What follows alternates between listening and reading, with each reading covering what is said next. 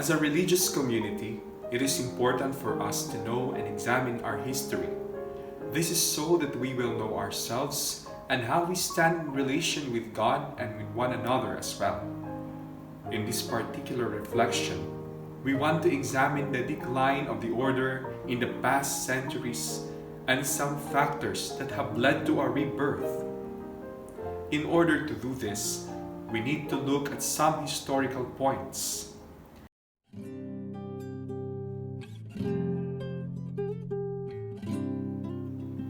The maximum development of the cleric's regular minor occurred between the year 1687 to 1830.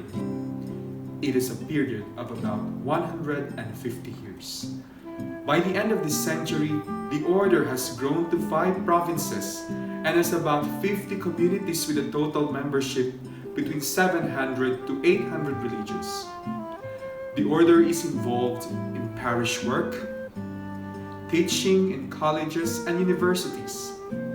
It has consultors in various congregations of the Holy See, and some religious are given special and delicate assignments, such as of the Father Cheru and Father Sofieti, who are sent to the Far East to investigate and report on the difficult controversy of the rites. This century begins in the wake of great upheavals, which would deal a serious blow to all religious orders and to ours in particular. The French Revolution, the suppression of religious orders, the nationalistic spirit of the times, and other factors contribute to the general disarray and deterioration.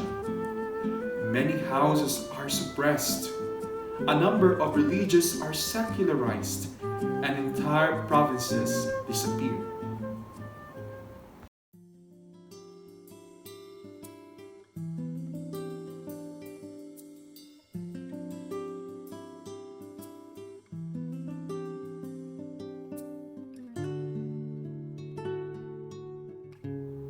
The desire of kings to control ecclesiastical matters against the right of the bishops and the pope. The greed of the state to seize upon the goods of the church, which was regarded as exploiter of the nation. Anti-clericalism, which is due to the conviction that the clergy has contributed to the immobility of the nation and that it delays its progress. Communism, that is a number of proletarian movements which have as a common denominator the agnosticism and denial of God.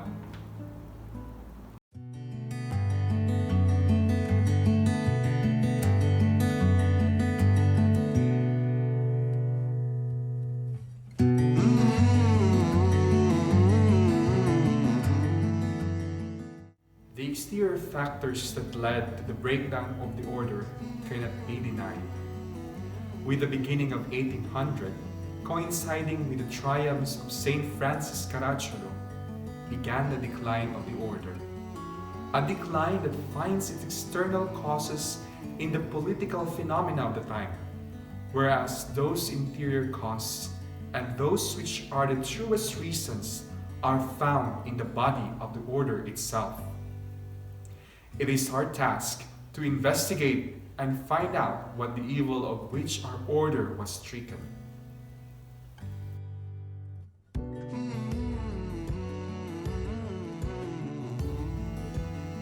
One of the internal reasons why our order fell apart between the 18th and 19th centuries is the crisis of conscience.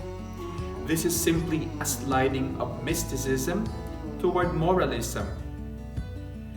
This movement, which lasted in the church till our own days, caused much relaxation in the spirit and in the direction given by the founders to the Institute. We can see flat mediocrity, a taste for comforts, the idea that eternal life is not only accessible to all, but does not require a particular effort nor mortification. These notions of moralism became quite dangerous to the order, and within the context of theological debate, began to erode a spirit of holiness within the community. The second reason is the last exam. This had to do with a decree that was established by the 16th General Chapter in 1657. This was an exam that would be taken after the course of studies. These decrees were issued with all the good intentions, but the history of 2 centuries proved that they were harmful to the growth of the order, contrary to the spirit of the fourth vow, and detrimental to the fraternal growth of the community.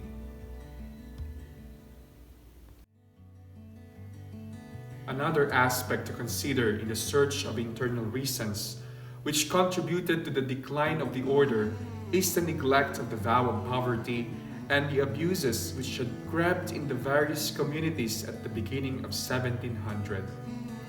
The spirit of personal and communitarian poverty had been often ignored in the decades which followed the first fervors. And around the middle of the 18th century, almost all religious orders, including our own, boasted of imposing buildings, monumental churches, religious houses similar to palaces, sumptuous refectories. These buildings were often occupied by less than 10 inhabitants who vegetated on insane revenues, while the life of the common observers grew weaker for lack of zeal. This decline was noticeable in the whole of Europe and was so evident to explain the growing hostility toward the convents.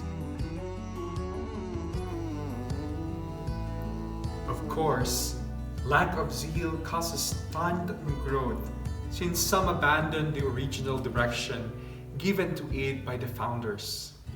Looking at history, we can also say that putting aside of the fourth vow and excessive individualism in its various forms was also destructive to the growth of the order. The question we posed, and we can also ask ourselves is, are we truly and totally setting our minds on the fact that our religious life within the community is a gift from God?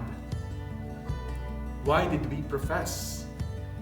What is the real goal and purpose of being a religious?